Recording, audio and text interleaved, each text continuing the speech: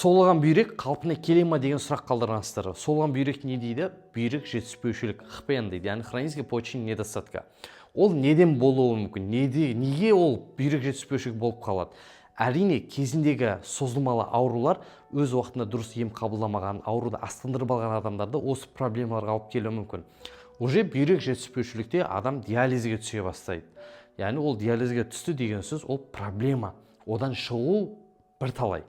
Яғни искусственный бүйректің жұмысын істейтін аппараттармен қан тазалап, оны түсінесіздер ғой. Яғни қандай аурулар бүйрек жетіспеушілікке алып келуі мүмкін?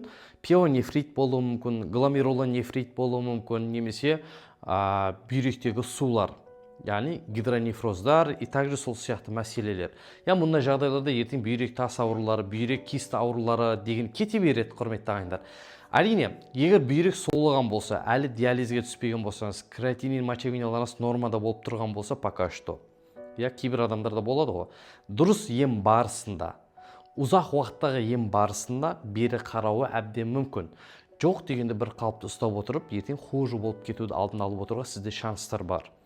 Правильный лечениелер қабылдау керек, нефрологтың, дәрігердің бақылауында болып отыруыңыз керек болады.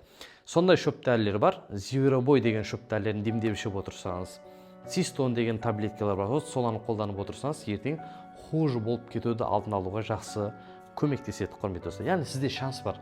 Бүйрек өте нәзік орган. Жақсы внимание бөлсеңіз,